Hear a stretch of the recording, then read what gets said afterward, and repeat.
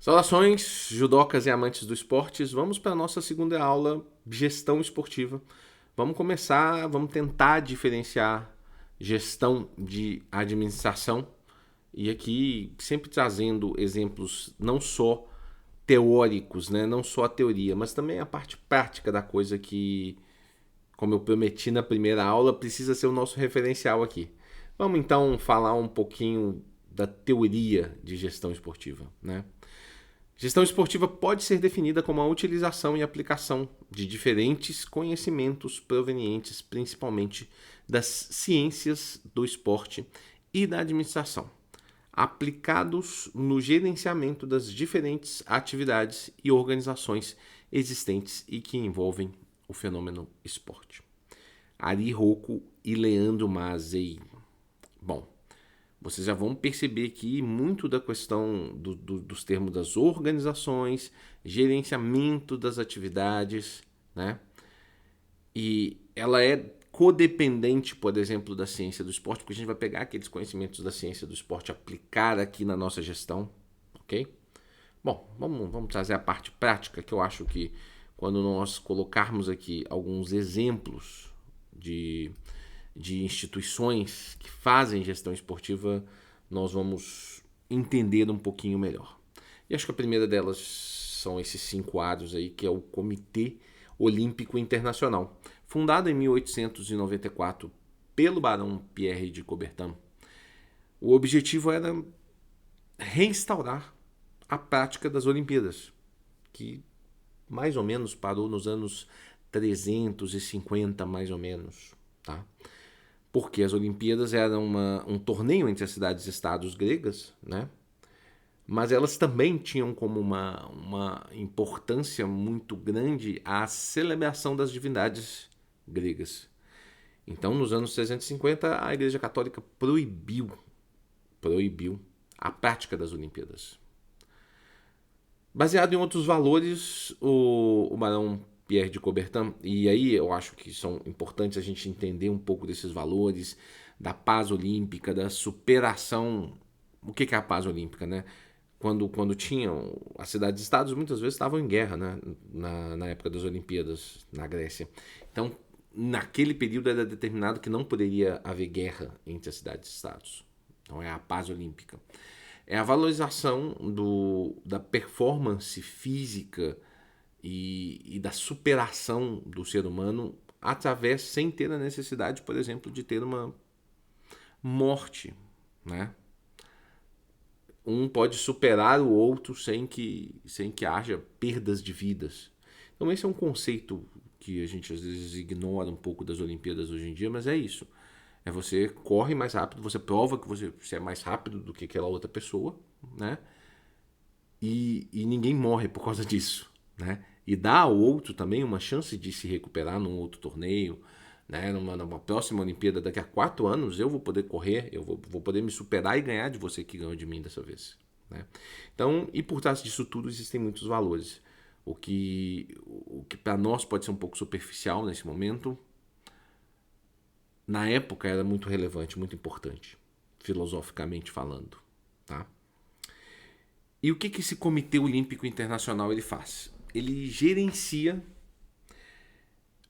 esses valores olímpicos. Ele é uma empresa não governamental, isso aí é muito importante, essa é uma instituição não governamental, e que tem direito sobre esse movimento olímpico, tá? A ele se filiam federações mundiais de esporte, ok? E para você estar ligado a esse movimento olímpico, você tem que estar filiado a uma dessas federações, ok? As pessoas às vezes confundem isso com o fato de que aquelas instituições são as donas do esporte, o que não é verdade. O esporte em si, por natureza, lá no direito esportivo a gente vai entender, ele não pode ter dono. Ele não pode ter dono, ele não tem dono, ok? Então poderia-se muito bem haver um outro movimento olímpico. Poderia-se ter um movimento, por exemplo, para fazer competições de esportes. Por exemplo, existe inclusive a Tafisa, por exemplo, ela organiza campeonatos mundiais de artes marciais. envolvendo todas as artes marciais. Tá? Não está ligado ao Comitê Olímpico, pode estar ligado ao Comitê Olímpico, mas não necessariamente está ligado ao Comitê Olímpico. E é a reunião de várias instituições para realizar eventos de artes marciais. Então, por exemplo, vamos pegar o nosso caso, que é o judô. Existem competições de judô dentro das grandes Olimpíadas. Eles não podem utilizar o termo Olimpíadas, por isso eles usam o termo os campeonatos mundiais, né, de artes marciais. Mas existem campeonatos de judô dentro desse torneio. E são importantes também. Então, o que eu quero dizer para vocês é o seguinte: o movimento olímpico ele é dono do termo Olimpíada. Ele é dono desse símbolo, desses 5 aros aí, mas ele não é dono do esporte. Isso é uma diferenciação muito importante. Esse movimento olímpico, que envolve as federações mundiais e o próprio Comitê Olímpico Internacional, ele tende a gerir o esporte de uma determinada forma. Mais para frente, quando a gente vai falando da indústria do esporte, nós vamos entender, por exemplo, que eu já vou até já vou citar o exemplo aqui do basquete, que é uma ótima referência, uma ótima maneira da gente entender isso de uma forma diferente. O basquete, por exemplo, a NBA dentro dos Estados Unidos, ela não administra o esporte do mesmo jeito da Federação Internacional de Basquete. Elas têm visões diferentes, regras diferentes, inclusive, tá? E elas podem concorrer uma contra a outra, mas nem a NBA é dona do basquete, nem a FIBA é dona do basquete. Ninguém é dono do basquete, ok?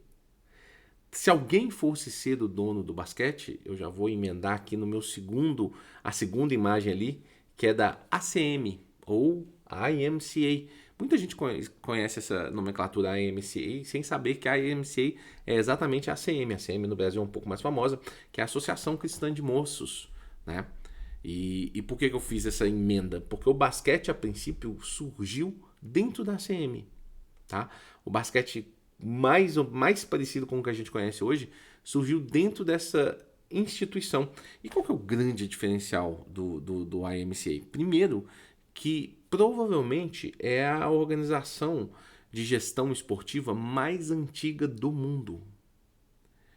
Que mesmo que por trás tenha algumas filosofias cristãs, católicas, o IMCA foi o primeiro local onde definiu dentro da sua instituição, dentro dos seus valores primordiais, a prática esportiva, considerando inclusive a prática esportiva como uma necessidade do ser humano, ok?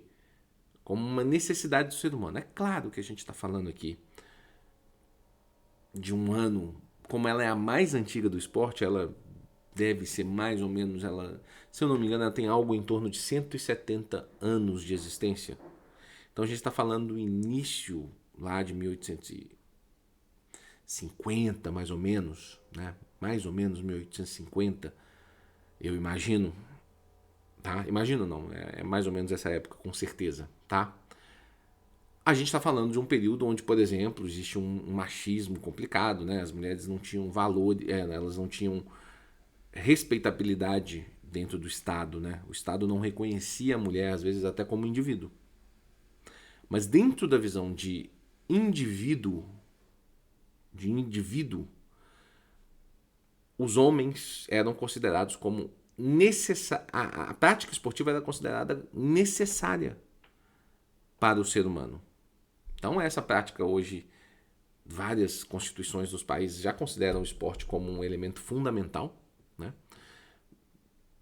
Porque está relacionado com a saúde física, com a saúde mental, etc. Né?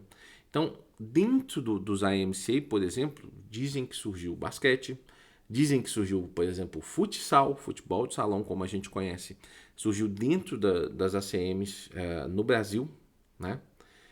Então, é uma entidade muito importante. Então, a primeira, a mais antiga administração esportiva que existe. Por fim, aquela que nós todos do judô estamos mais acostumados e que também é mais antiga do que o próprio Comitê Olímpico. Muitos se dizem, inclusive, que dentro da Carta Olímpica, muitos valores são valores que o Pierre de Coubertin, que conversava sempre com o Jigoro Kano, muitos dos valores ele trouxe do que Jigoro Kano imaginou para a Kodokan. A Kodokan, que tem como nome oficial Nihonden Kodokan Judo, né, que é o nome oficial do esporte judô, né? Porque o judô que nós conhecemos é o judô Kodokan. Existem outros judôs, na verdade, mas eles quase não têm apelo fora dos seus pequenos nichos dentro do Japão, tá? Então, o mundo conhece o judô, mas nós praticamos judô Kodokan. Então, isso é uma prova clara de que Jigoro Kano era um mestre da gestão esportiva. Um mestre da gestão esportiva. Ele transformou o judô Kodokan no judô. Isso já é um grande feito desse homem, né? No mundo, se você falar de judô, as pessoas, 99% dos praticantes de judô nem sabem que existem outros tipos de judô, né? Sei lá, o judô Kaizen, por exemplo, é um judô diferente, né? Existem alguns outros famosos e importantes, né? Mas muito nichado. Famosos e importantes é um exagero meu, né? Históricos e importantes, porque famosos não tem. Famosos não tem mesmo, não. Porque o judô Kodokan conseguiu, através da sua esfera de influência e através desses conhecimentos científicos que o Jigoro Kano tinha, conseguiu crescer ao ponto de ser o único judô para o mundo. Existe uma discussão sobre se o judô é um esporte ou não, se o judô é uma filosofia de vida, se o judô é um processo acadêmico, né? Se é uma arte marcial. Mas que o judô tem esse aspecto de gestão esportiva, isso não resta a menor dúvida. Só para vocês terem uma ideia, a competição mais antiga que é realizada sem interrupção no mundo é o torneio Vermelho e Branca da Kodokan, que é um torneio que não foi interrompido nem pela Primeira Guerra, nem pela Segunda Guerra Mundial. Então, é o torneio mais antigo que é praticado, que ocorre sequencialmente, tá? Então, isso mostra que, mesmo não sendo necessariamente um grande fã da visão do judô como esporte, Jigoro Kano, ele tinha, pelo conhecimento dele como pessoa, uma visão ampla da situação, e mesmo não sendo o maior entusiasta disso, como eu disse, ele mesmo assim continuava sendo uma grande figura e administrou bem o negócio dele, judô. Ele, com a sua inteligência, ele administrou bem esse negócio judô, né? Hoje o judô é um dos esportes mais difundidos do mundo, sendo, na verdade, um esporte muito difícil, de uma prática muito difícil, né? Que em vez de a gente chutar uma bola, a gente joga uma pessoa no chão. Então é difícil, não para quem está jogando, mas para quem está caindo é muito difícil, né? E mesmo assim é um dos esportes mais praticados do mundo. Então, gestão esportiva é isso. E entender um pouquinho dessas empresas, dessas instituições, vai nos levar lá na frente, onde a gente quer chegar, no nosso entendimento macro de administração esportiva. Espero que vocês tenham gostado. Próxima aula, marketing esportivo. Um abraço.